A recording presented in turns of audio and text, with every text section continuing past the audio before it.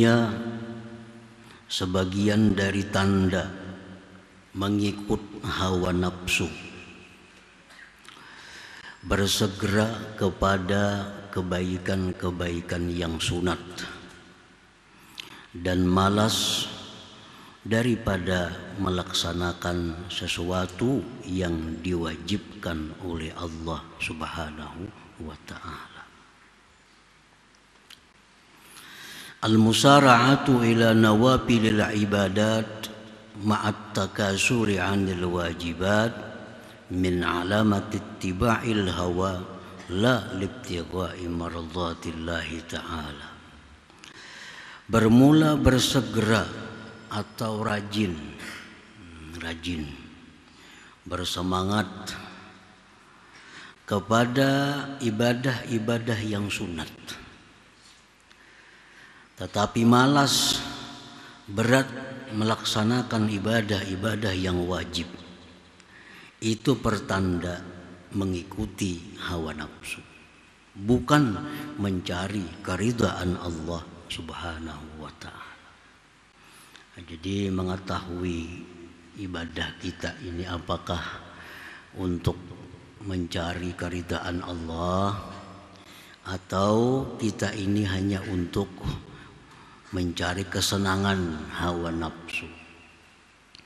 Apabila kita ini rajin melakukan yang sunnah tetapi kada gairah melaksanakan yang wajib, kada bersemangat melaksanakan yang wajib, itu pertanda bahwa ibadah kita itu bukan untuk keridhaan Allah, tetapi untuk hawa nafsu. Nah, ini sangat penting diketahui karena amal ibadah yang karena nafsu itu tentu ditolak oleh Allah Subhanahu wa ta'ala. Jadi kita pastikan ibadah kita ini karena apa? Apa kita sembahyang, baca Quran, baca ratib itu karena Allah, mencari ridhanya Allah, atau karena hawa nafsu? Nah, apabila sudah yakin bahwa ini tujuannya untuk mencari keridhaan Allah, nah laksanakan ibadah itu. Tapi bila tujuan kita ini hanya untuk menuruti keinginan nafsu, itu ibadah hanya sia-sia, kada akan menjadi manfaat kepada dirinya. Para muhibbin rahimakumullah, fayajibu 'alal insan ay yuqaddimal wajib 'alan nawafil. Nah, jadi wajib seseorang itu mendahulukan kewajiban atas yang sunnah. Itu wajib. Bersedekah itu sunat. Menyumbang masjid, menyumbang pondok pesantren itu sunat. Membayar hutang hukumnya wajib.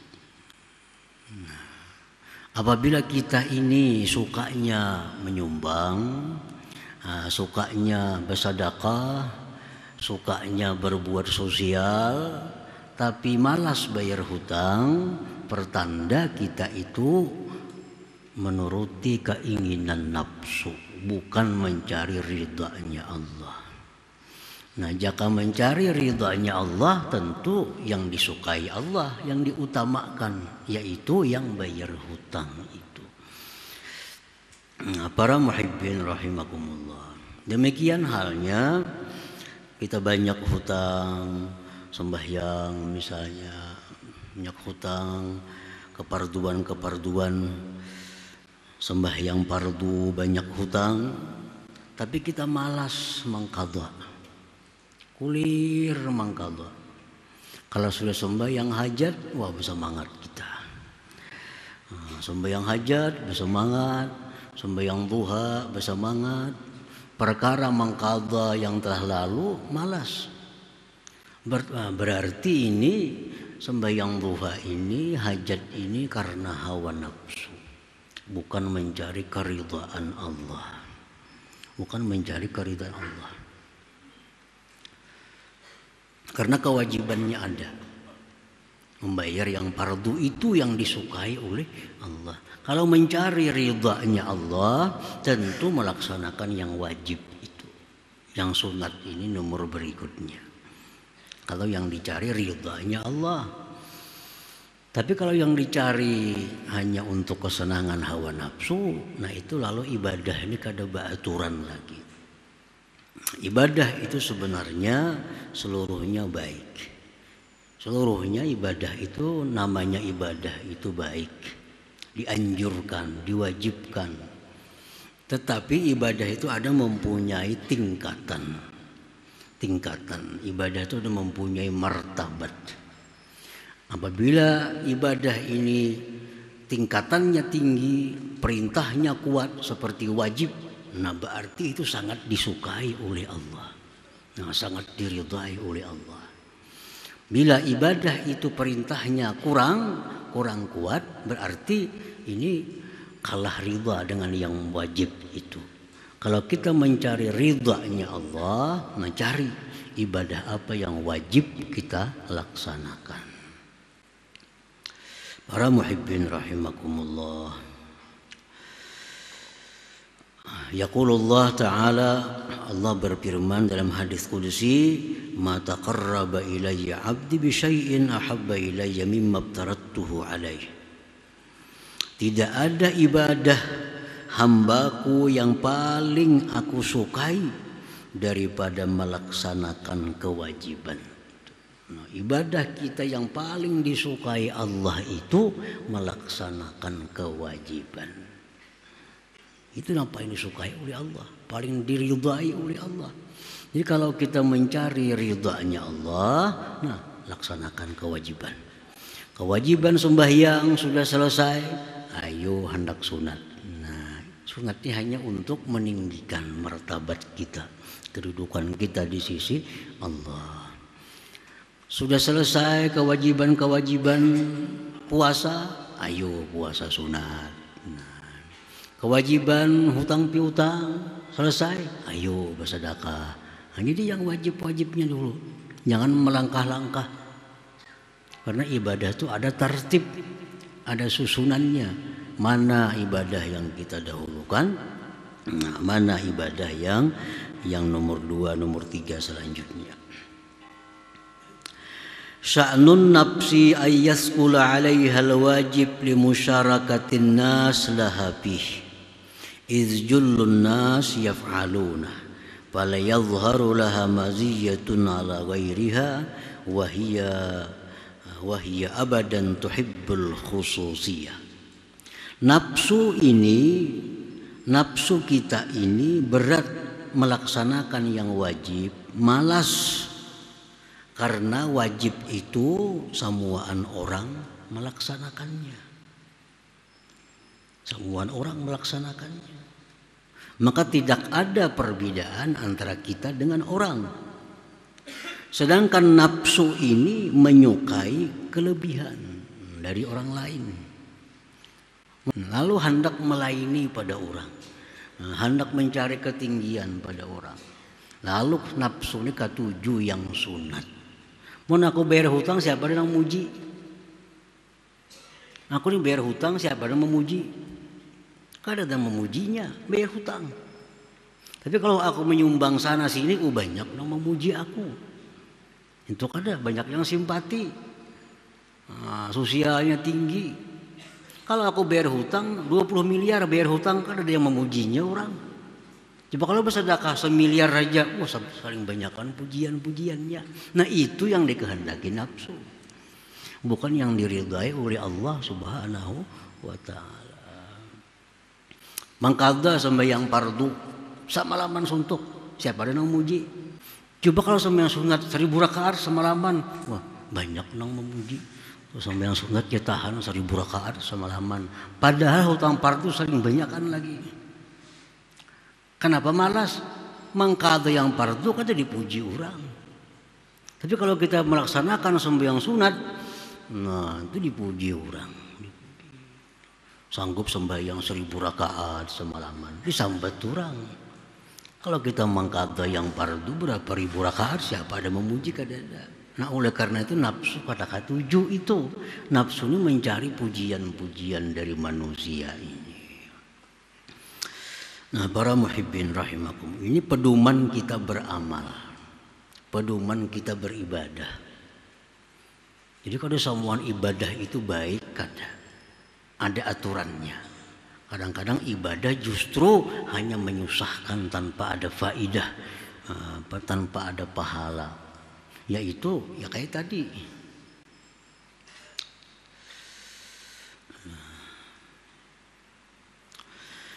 Bi khilafin nawafil fa innaha qad tanfaridu biha 'anil nas.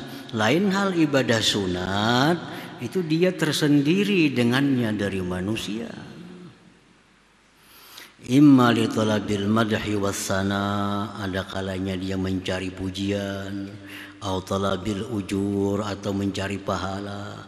Wa hadza minal huzuzin nafsiyah, ini adalah bagian-bagian nafsu. Qala Ibrahim al-Khawwas, innallaha la yaqbalu min 'amilin 'amala illa bisidqi wa isabatil haqq. Sesungguhnya Allah tidak menerima satu amalan dari orang yang beramal kecuali dengan benar dan tepat sasarannya. Tadi ibadah kita ini hanya diterima oleh Allah kalau sudah benar dan tepat, isabatil haqq.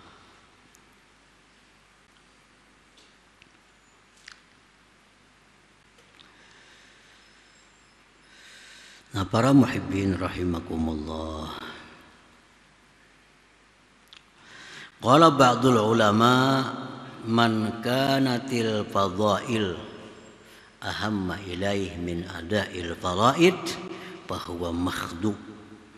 Barang siapa yang fadilat lebih utama kepada dia dari melaksanakan yang fardu, bahwa makhduun itu orang tertipu, terperdaya. Kalau jadi hasil tertipu. Tara minhum man syaghala bi nawafilil qiyam was-siyam wal hajj wal umrati kull 'am wa ma ashbaha dzalik wa huwa ghairu mutadarik lima fata minhum minal wajibat wala mutahallilin lima lazima zimmatahum minaz zalamati wat tabi'at wa ma dzaka illa li annahum la yabtaghuna mardatillah bal yattabi'una hawa nufusihim. Engkau lihat mereka itu sibuk mengerjakan sembahyang sunat, puasa sunat, haji umrah tiap tahun, tidak membayar, tidak memperdapati yang luput dari yang wajib, tidak minta halal bagi sesuatu yang ada pada tanggungannya dari kezaliman dan sangkut paut dengan manusia. Tidak adalah yang demikian itu karena mereka itu tidak menuntut keridaan Tuhan, tetapi hanya mengikuti hawa nafsu mereka itu. Kalau kita merasa menzalim orang, apa amaliyah yang paling disukai Allah bagi kita? Mengembalikan kezaliman itu. Itu amalan yang utama bagi kita, yang paling disukai Allah. Kalau kita mencuntan misalnya, mencuri harta orang, amalan apa yang paling baik bagi maling ini? Yang paling disukai Allah, mengembalikan harta curian kepada pemiliknya. Itu Allah sangat senang, sangat besar pahalanya. Bukan enggak ada pahala, sangat besar pahalanya. Jadi amalan maling-maling ini yang paling disukai Allah, kembalikan harta orang kepada pemiliknya. Kada perlu sembahyang sunat, kada perlu sembahyang sunat, kada perlu puasa sunat, urus harta nih yang kada halal bulikahkan ke amputnya. Itu amalan yang disukai Allah. Kalau dia sibuk dengan yang sunat-sunat tapi harta curian masih banyak di rumah, Allah kada peduli. Ada artinya makhdu, tertipu. Nah ini pedoman ibadat kita, tata cara beribadat gitu. Kalau ada yang fardu dengan yang sunat, fardu mesti utama, karena itu yang diridhai oleh Allah. Kalau kita mencari keridhaan Allah dalam beramal beribadah, tapi kalau kita mencari hawa nafsu, nah itu terserah kita kayak apa beramal kayak apa. Kalau mencari meneruskan kehendak hawa nafsu tadi. Para muhibbin rahimakumullah. Nah, yang sunat ini pun ada martabatnya. Sunat sama pada sunat semua. Nah, ada yang sunat itu yang kuat tuntutannya. Ada sunat yang kurang kuat tuntutannya. Kalau kita mencari keridhaan Allah, mesti yang kita utamakan yang sunat yang kuat tuntutannya. Itu sudah beres, hanya sunat yang kurang kuat tuntutannya atau anjurannya. Semua yang sunat itu baik, baik semuaan. Tapi mana untuk orang per orang yang perlu kada sama. Contohnya sembahyang sunat. Sembahyang sunat. Sembahyang sunat ini ada dua, ada yang dianjurkan berjamaah, ada yang kada dianjurkan. Ini kita bicara sembahyang sunat yang kada dianjurkan berjamaah. Nah, ini sunat. Sembahyang sunat yang tidak dianjurkan berjamaah yang paling tinggi nilainya, hampir mendekati fardu. Itu sembahyang sunat rawatib. Qabliyah, ba'diyah, tambah witir. Nah, ini sembahyang sunat yang nomor 1 ya. Nah, kalau kita malas sembahyang qabliyah ba'diyah, malas sembahyang witir, tapi rajin sembahyang duha, ini orang hawa nafsu. Kada karena Allah. Padahal sembahyang duha itu bagus. Tapi dia mengutamakan sembahyang duha dari sembahyang qabliyah zuhur, ba'diyah zuhur, ba'diyah isya, ba'diyah maghrib, sunat subuh. Orang malas sembahyang witir, tetapi suka sembahyang tarawih. Ini tanda orang cari nama. Ada karena Allah. Kenapa? Karena antara tarawih dengan witir jauh martabatnya tinggi sembahyang witir itu. Kalau kita ketinggalan tarawih kada jadi masalah. Tapi kalau ketinggalan witir itu ada semacam ancaman dari Rasulullah Sallallahu Alaihi Wasallam. Sembahyang witir itu lebih utama dari sembahyang tarawih. Sembahyang qabliyah ba'diyah lebih utama dari tarawih itu. Walaupun 4 rakaat, 2 rakaat ba'diyah, nilainya jauh lebih tinggi dari 20 rakaat tarawih. Nah, kadang-kadang kita kada peduli ba'diyah, yang penting 4 tarawih. Ini yang kada mengerti. Padahal 2 rakaat ba'diyah isya itu jauh lebih mulia dari tarawih yang 20 rakaat. Jangan dikorbankan 2 rakaat ba'diyah isya demi untuk mengejar tarawih yang 20 rakaat itu. Nah, ini tertib ibadah. Ada aturannya supaya ibadah kita ini bujur-bujur mencari ridha Allah, bukan ridha nafsu. Nah, bukan kesenangan nafsu. Para muhibbin rahimakumullah. Zikir ini semuaan bagus. Termasuk zikir yang namanya tasbih. Subhanallah. Alhamdulillah. Allahu Akbar. Salawat. Istighfar. Semuaan itu zikir.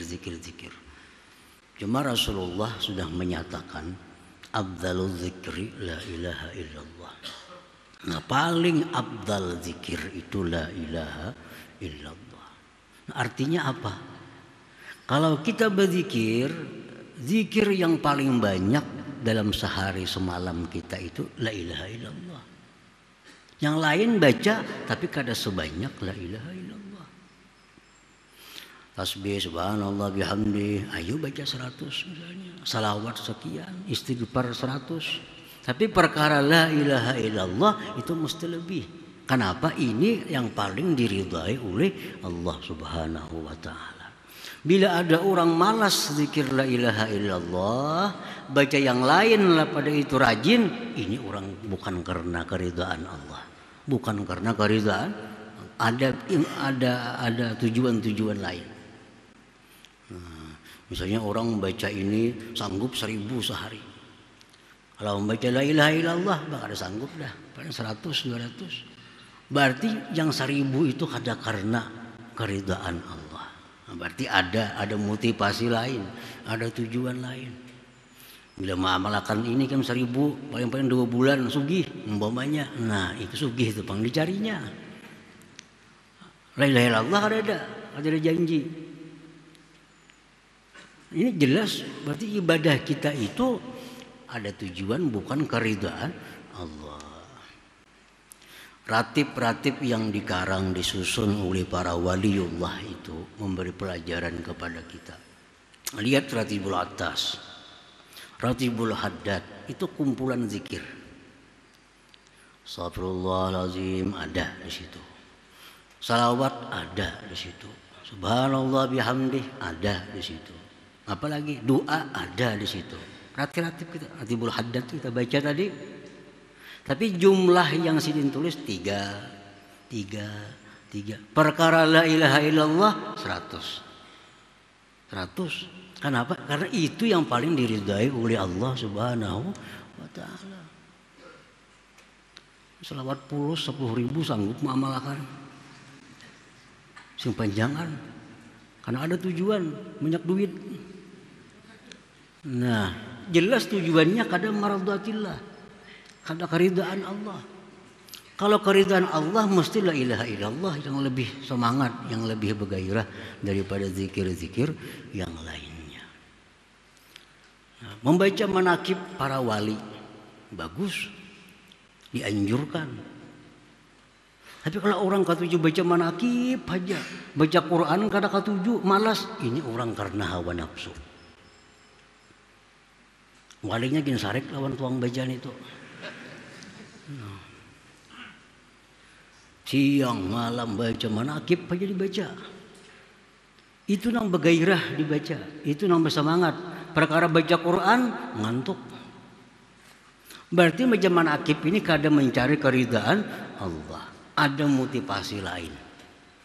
Ada motivasi lain. Jakanya karena keridhaan Allah pasti dia lebih utama membaca Al-Quranul Karim.